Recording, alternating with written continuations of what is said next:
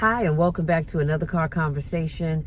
You guys, today has been a beautiful Saturday. I hope your day has been absolutely phenomenal. Mine certainly has, other than the fact that my sinuses have been draining. And so if I sound a little nasally, then that's why. As soon as I finish this video, I'm going to go and take me a Zyrtec and sit down and eat my dinner. And I'm actually a little late getting this video done because I wanted to go and get me some fried fish. So I ended up getting, what is that, perch? I think that's what it is. So I can't wait to go in the house and eat that with my little mac and cheese. Don't judge me because, you know, this is my first cheat meal for the week. Now, let's get into today's video. But before I do that, if you're new to my channel, welcome. Thank you so much for joining me. Please make sure you hit that subscribe button. Don't forget to tap the bell. Give this video a thumbs up because it helps with the algorithm and it gets my video out to more people. If this is not your first rodeo, welcome back. Now, today I'm going to be sharing how being silent will get you everything. And this is based on Stoic wisdom. So I have 7 things to share with you, and then I'm going to bid you good evening. Silence is power. So here's some reasons why being silent will get you everything in life. Number 1, you gain control. When you don't speak, you control the situation, your thoughts, and your responses.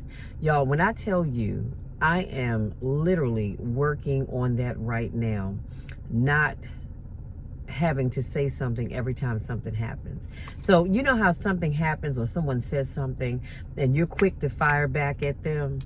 When you don't say anything, you, like this Stoic quote says, you control the situation, your thoughts, and your responses.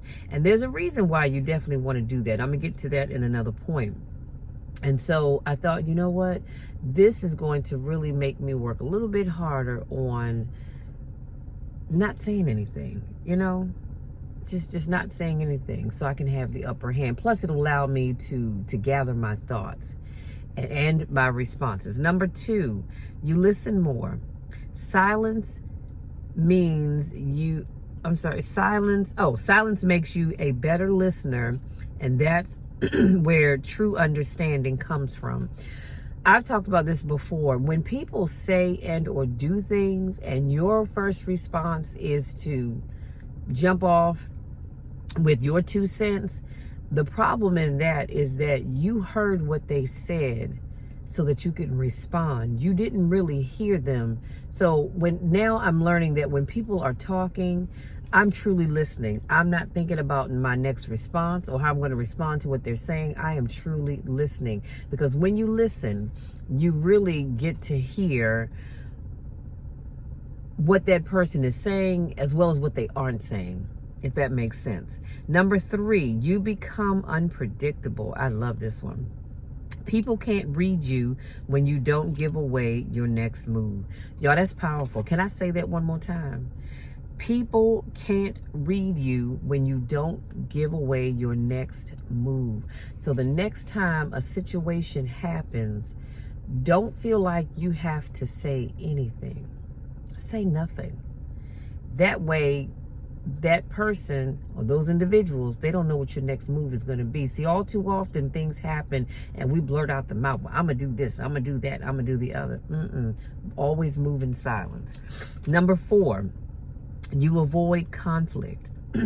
Less talking makes fewer chances to say something you'll regret later. This is the point that I was getting at when I shared point number 1 about having control of your responses. Excuse me. So when you avoid that conflict, it keeps you from saying things that you'll regret later on, or things that you need to repent for. Y'all know what I'm talking about. So again, I'm a work in progress, and I'm learning not to say everything that I'm thinking and or feeling.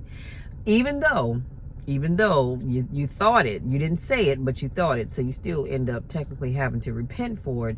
But if you're not careful, in the heat of the moment, you can say things that can be very hurtful. And sometimes those things are not going to, there's not going to be an easy fix, meaning you can't just say, I'm sorry, and it goes away. No, because once it comes out of your mouth, it's out there. You can apologize from now until Jesus comes back in his good sandals, but it's not going to take away what you said. So I caution everybody to be careful about what you say next, because that can make or break that relationship. Okay. Number 5, you earn respect. People respect those who speak less but act with intention. I need to repeat that one.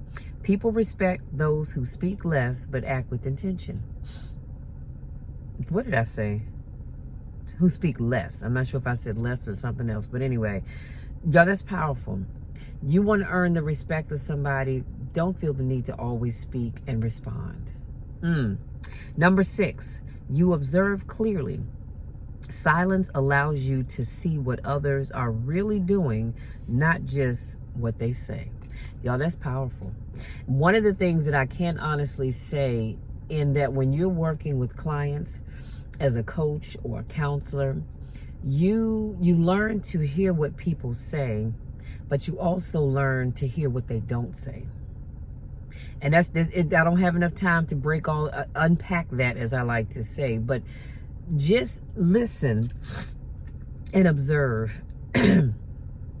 And observe if they're just talking, but there's no action behind what they're saying. So somebody can tell you that they love you, but if there's no action behind that, then you have to really question, do you love me? Or did you just say it because you thought that's what I wanted to hear? Observe clearly, y'all. And number 7, you build mystery. Y'all, I love this one. You build mystery. So when you speak less, people are drawn to discover more about you. Y'all, that's powerful. Let me tell you why really quickly. It's powerful because if you've ever attended a workshop and the facilitator is talking about whatever that subject happens to be, and they give you just enough to hook you in, and then they say, if you want to attend my 8-week workshop, I'm offering this introductory price of $9.99 because you attended this session. Now, they've given you just enough to hold your attention. And so you're going to say, well, you know what? It's worth me spending that $9.99 because I like what I heard right here. And if they're going to give me in that $9.99 deal, which they've given me here for free, that's going to be worth it. And so that's kind of the same concept. When you don't say a whole lot about yourself, it draws people to want to know more about you. You, especially for men, you see that woman across the room, she introduces herself, she tells you her name, but she doesn't say much else about her. You already find her intriguing. You love the way she speaks, the way she carries herself, and it makes you say, wow, you know what? I want to learn more about her. Let me see if she'll go out for coffee or pancakes or whatever it is you do on a first date. Same thing with women. We meet that mystery man. He's looking good with whatever he has on. It could be a suit and tie. It could be cowboy jeans and some cowboy boots and jeans. And it's something about him that draws you to him, because he's told you just enough about him, and you're putting together what he said with this outer package that you see, and it makes you want to get to know him more. And some people just have that magnetic personality, is what I like to call it, where people are just naturally drawn to you and they want to get to know more about you. Like, you're talking to somebody and they'll say, tell me a little bit more about yourself.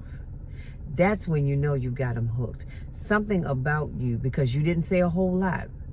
You didn't say a whole lot. So that something that makes them want to know more. Now, if you're one of these people that get out here and you want to talk about the BMW or the Mercedes that you drive, this $500,000 home that you live in, and you have all these designer purses, your glasses are designer, the wedding ring or engagement ring you have on is $10,000 or whatever the case may be. People don't want to know more about you because you've told us enough. You told us that you like fancy things.